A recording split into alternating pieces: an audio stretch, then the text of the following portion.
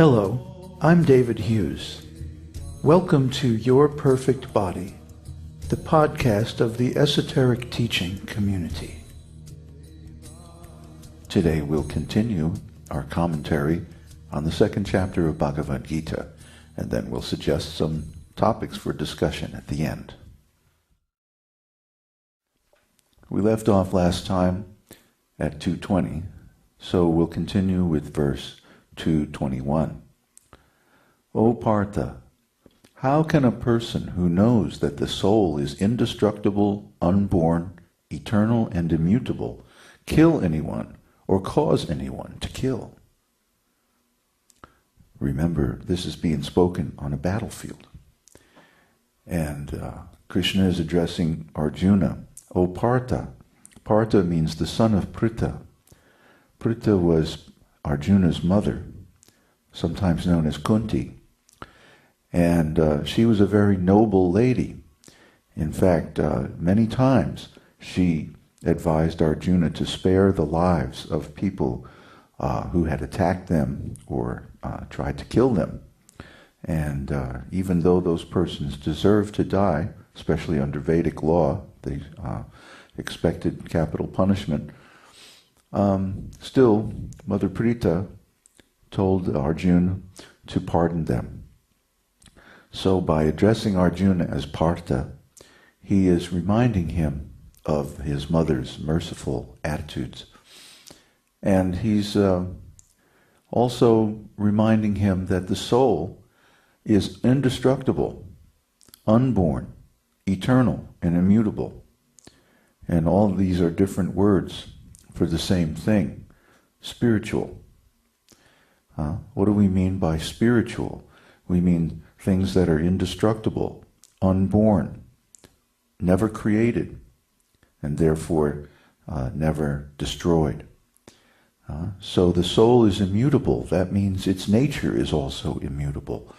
The soul is always alive, whether in a body, a material body, or out of a material body. So in that case, how can anyone kill?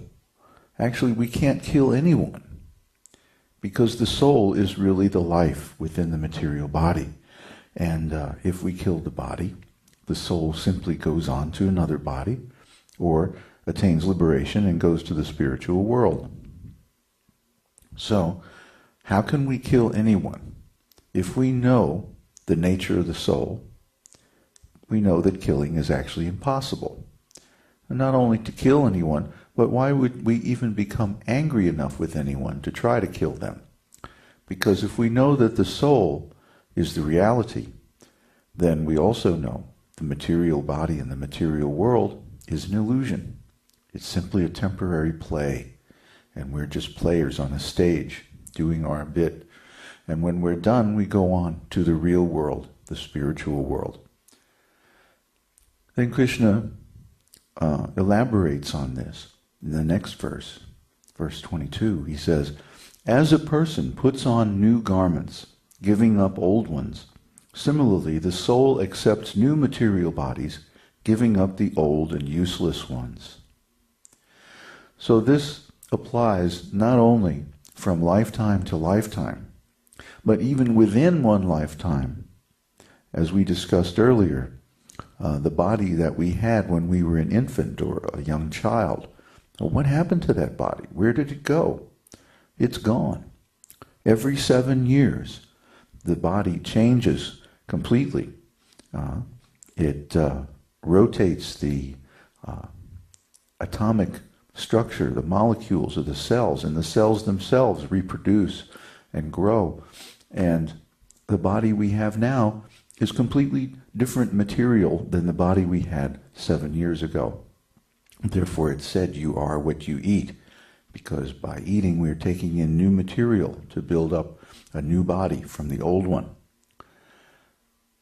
Similarly, at the time of death, the soul leaves the present body, goes into an in-between life state for some time, and then it either comes back and takes a new body, or it goes on to the spiritual world. So the soul is eternal. And and therefore it can never be cut into pieces by any weapon, Krishna says in the next verse. Nor can he be burned by fire, nor moistened by water, nor withered by the wind.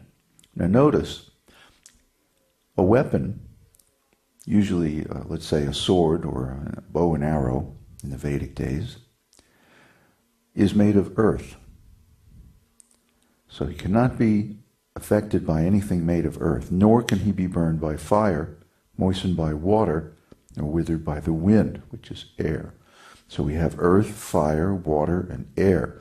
The principal gross material elements cannot affect the soul in any way. Now, then how do we think that living in this material world affects us?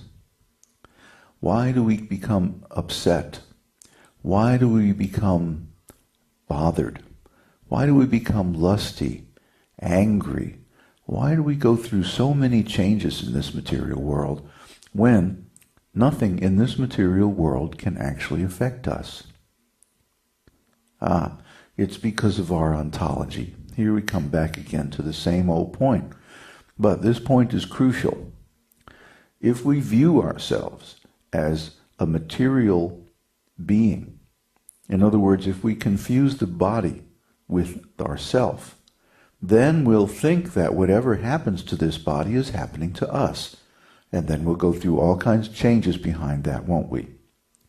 So this is the state of consciousness that most people find themselves in. They're identified with the body because their ontology is not adequate to understand that they're a spiritual living entity.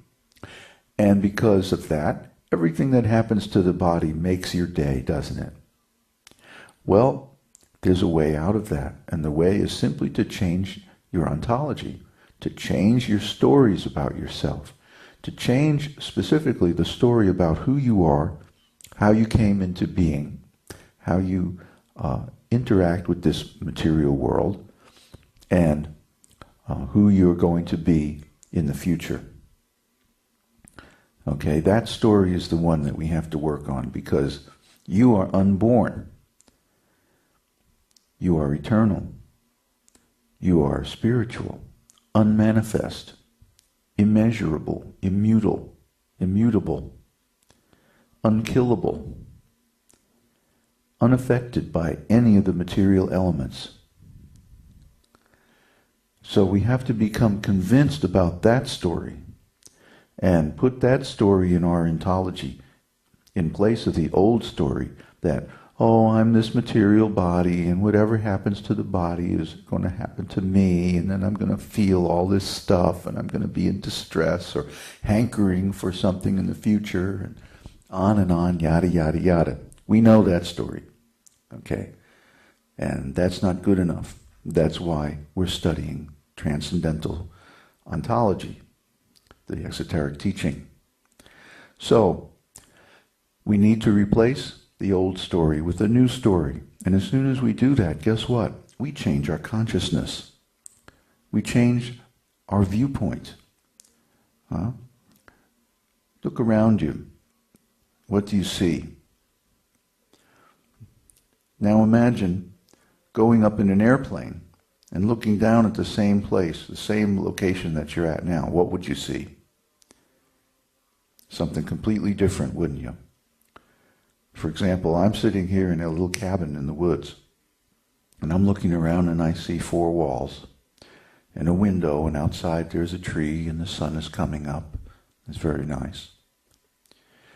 But I can't see hardly anything beyond the 4 walls of this room.